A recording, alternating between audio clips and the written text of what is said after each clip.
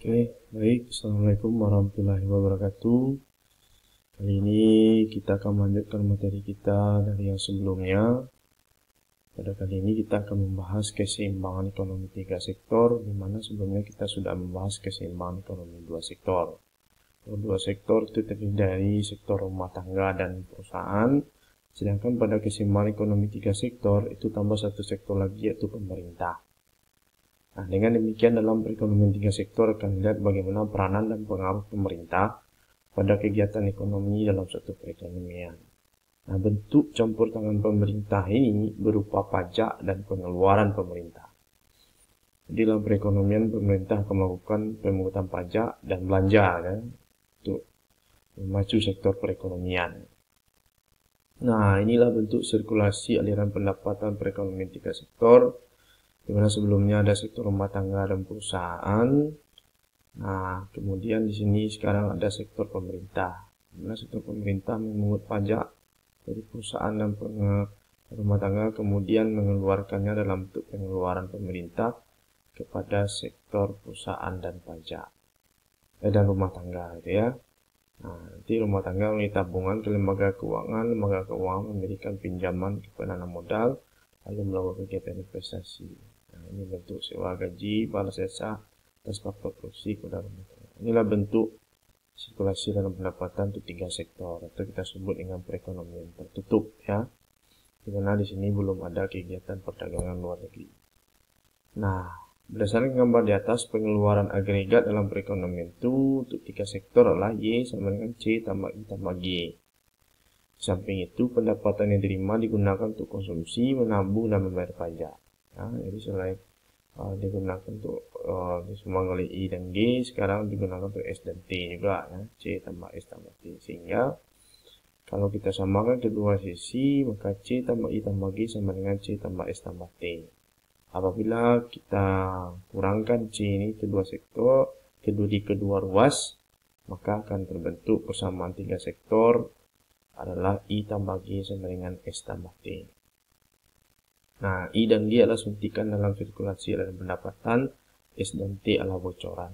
Oleh karena itu, keseimbangan perekonomian dalam 3 sektor adalah Y sama dengan C tambah I tambah G, ini berdasarkan pendekatan pendapatan dan pengeluaran agregat, sedangkan I tambah G sama dengan S tambah T itu adalah pendekatan suntikan dan bocoran. Kemudian kita lihat jenis-jenis pajak. Nah, di perekonomian 3 sektor ini, karena tadi ada kegiatan pemerintah berupa pajak dan pengeluaran, maka kita perlu ketahui dulu jenis-jenis pajak, ya. Pajak itu ada berupa pajak langsung dan pajak tidak langsung. Kalau pajak langsung, pajaknya dipungut langsung, ya, kepada wajib pajak. Contoh pajak pendapatan. Pajak tak langsung adalah pajak yang bebannya dapat dipindahkan kepada pihak lain. Contohnya pajak penjualan, pajak impor, ya. Kemudian bentuk-bentuk pajak. Ini sangat penting Anda ketahui berhubungan dengan bagaimana menghitung keseimbangan ekonomi pada 3 sektor. Pajak regresif, pajak yang nominalnya tetap. Sedangkan pajak proporsional, pajak yang persentasenya tetap. Kemudian ketiga, pajak progresif, pajak yang persentasenya bertambah apabila pendapatan semakin meningkat. Oke. Nah, sekarang ini bentuk pajak jika dia pajak tetap. Pajak tetap di sini adalah pajak regresif, ya. Pajak yang nominalnya tetap. Bagaimana pengaruh pajak tetap terhadap konsumsi? Sebelum adanya pajak, fungsi konsumsi kan seperti ini, C sama dengan A tambah B. Setelah adanya pajak, maka fungsi konsumsi berubah menjadi C min BT tambah A tambah B atau A tambah B, Y kurang T. Jika fungsi konsumsi awal berbentuk seperti ini, C 90 tambah 0,75Y, kemudian ada pajak dalam perekonomian, maka fungsi konsumsi masukkan ke dalam rumus ini atau ke dalam rumus yang sebelahnya. Sehingga adalah C sama dengan 90 tambah 0,75Y kurang 40, maka C sama dengan 60 tambah 0,75Y. Nah, dampak adanya pengaruh pajak tetap terhadap konsumsi yang diberikan dampaknya itu pada intercept. Interceptnya berubah, sedangkan MPC atau slope-nya masih tetap. Itu bentuk pengaruh pajak, ya, tetap terhadap konsumsi. Yang terkena dampak itulah intercept. Kemudian pengaruh pajak terhadap tabungan, ini fungsi tabungan sebelumnya. Setelah adanya pajak tetap, ini dia bentuk rumusnya. Nah, misal jika S sama dengan min 10 tambah 0,5Y, adanya pajak 40, maka fungsi tabungan min 1 kurang B, T kurang A, tambah 1 kurang B ya. Dengan min 1,75, min 1, buka kurung 1 kurang 0,75 kali 40 kurang 90 tambah 0,25Y. Tahu S sama dengan min 90 tambah 1 kurang 0,75 Y kurang 40. Sehingga S sama dengan min 100 tambah 0,25 Y. Sama bentuk pengaruhnya, yang terkena itu untuk fungsi tabungan pada pajak tetap juga pada intercept. Sedangkan slope-nya atau MPC-nya tetap ya. Nah, sekarang ada pajak proporsional. Jadi di sini lihat soal nanti apakah itu pajak tetap atau pajak proporsional, Anda harus pahami dengan baik gitu. Sebelum adanya pajak fungsi konsumsi ini, setelah adanya pajak proporsional, maka fungsi konsumsi berubah seperti ini. C sama dengan A tambah B 1 kurang TY, atau C sama dengan A tambah B Y kurang TY. Nah, jika fungsi konsumsi awal C sama dengan 90 tambah 0,75Y, nah, dengan adanya pajak proporsional 20%, nah, nanti kalau ada soal 20%, maka itu adalah bentuk pajak proporsional. Maka fungsi konsumsinya, masukkan ke rumusnya, 90 tambah 0,75, 1 dikurang 0,2Y, atau C sama dengan 90 tambah 0,2Y kurang 0,2Y. Sehingga C sama dengan 90 tambah 0,6Y. Nah, yang kena dampak dari pajak proporsional itu adalah slope-nya atau MPC-nya. Sedangkan intercept-nya tetap. Ya. Begitu juga dengan dampak pengaruh pajak proporsional terhadap tabungan. Di mana fungsi tabungan sebelumnya, sebelum ada pajak seperti ini, dan setelah pajak berubah seperti ini. Ya. Nah, jika fungsi tabungan awal lah tadi min 90 tambah 0,25Y, kemudian ada pajak 20%, maka bentuk fungsi tabungan lah S sama dengan min A tambah 1 kurang B, 1 kurang T, Y. S sama dengan min 90, 1 kurang 0, kok 1 kurang B, ini B kan 0,75 ya, 0,25, 1 kurang 0,2 ya. Maka S sama dengan min 90 tambah 0,2. Nah, sekali lagi yang terkena dampak itu adalah MPS ya, atau slope. Jadi menurun. Nah, intinya dari dengan adanya pajak, baik intercept maupun slope-nya itu mengalami penurunan. Kalau di pajak proporsional, MPC-nya yang turun. Ya. Nah, sekarang mari kita lihat contoh bentuk pertama, yaitu pengaruh pajak tetap. Untuk soalnya seperti ini ya. Jika S sama dengan 90 tambah 0,75Y, maka fungsi tabungannya akan berbentuk seperti ini. T sama dengan 40. Nah, 40 ini jika tidak ada persen, maka ini pajak tetap. I sama dengan 120, G sama dengan 60. Pertanyaannya, tentukan keseimbangan pendapatan nasional secara aljabar, grafik, dan angka. Cara menjawabnya secara aljabar, kita gunakan pendekatan pertama ya. Pendekatan pendapatan dan pengeluaran. C tambah I tambah G. Nah, 90 tambah 0,75Y kurang 40 tambah 120 tambah 60. Sama dengan 90 tambah 0,5Y kurang 30 ya. 0,75 kali 30 tambah 120. 60 tambah 0,5Y tambah 120 tambah 60. Y dipindahkan ke depan, maka kurang 0,75Y sama dengan 60 tambah 120 tambah 60 ya. 0,5Y sama dengan 220, Y sama dengan 960. Maka inilah Y pada saat kondisi keseimbangan untuk kita tahu. Nah, pendekatan sindikal modal akan menghasilkan hal yang sama.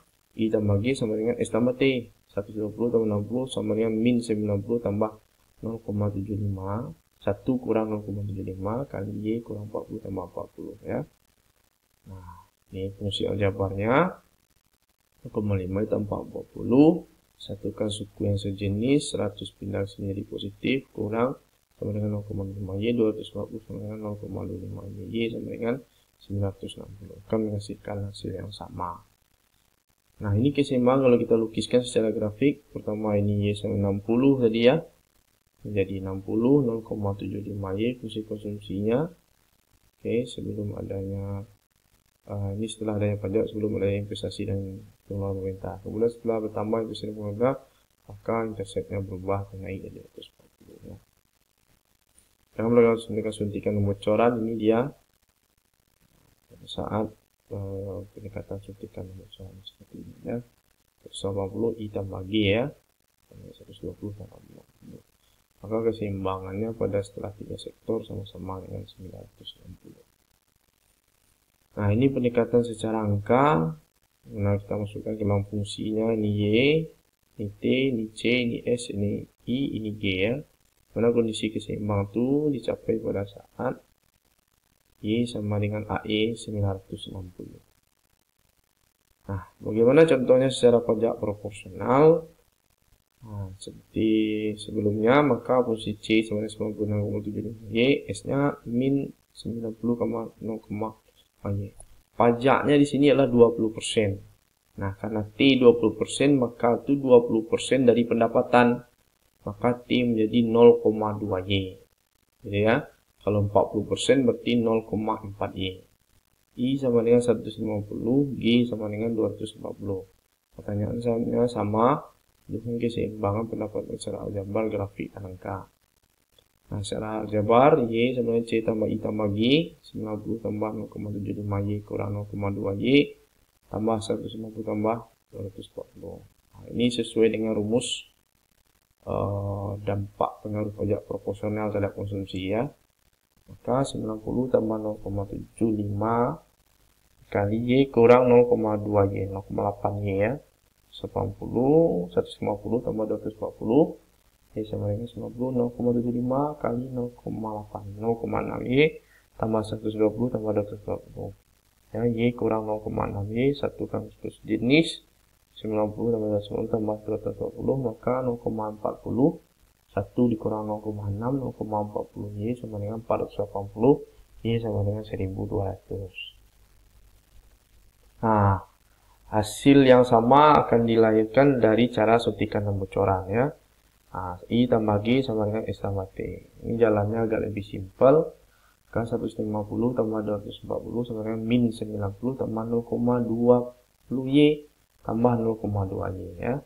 Nah, ini dampak dari pajak proporsional terhadap tabungan seperti ini bentuk fungsinya. Jadi T sama dengan tambah T ya, 0,2 Y. Maka 0,40 Y disamakan satu jenis sama dengan 480, sehingga Y sama dengan 1200. Ini pendekatan secara grafiknya. Maka Y 90 tambah 0,6 Y, ini fungsi konsumsi setelah adanya pajak ya. Kemudian bertambah I tambah G, akan meningkat interceptnya ya kan. Nah, maka keseimbangnya pada nilai 1200. Itu juga dengan fungsi tabungan ya. Ini 90. Ini maaf, ini 240 ya. Ya, 240 itu. Nah, karena ini 240, ini 240. Ini fungsinya 90 min 90 ya. Ini jadi 390 karena I tambah G ya. Maka keseimbangnya adalah 1200. Karena ini keseimbang secara angka, di mana hasilnya seimbang pada kondisi 1200. Itu contoh kita pajak proporsionalnya di sini. Nah, ini contoh soal berikut. Silahkan Anda kerjakan ini di rumah. Ya, kalau T-nya 20%, maka kita menggunakan pendekatan pajak proporsional. Ini contoh soal untuk pajak proporsional.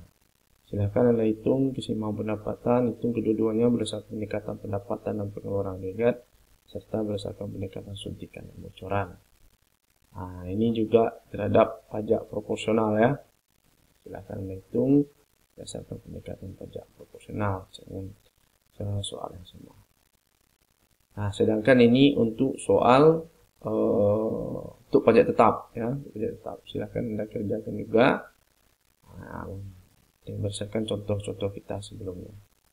Oke, mungkin itu saja video pembelajaran keseimbangan ekonomi 3 sektor kita pada kali ini. Terlebih terkurang saya mohon maaf. Mudah-mudahan Anda bisa memahami dengan baik. Saya akhiri. Assalamualaikum warahmatullahi wabarakatuh.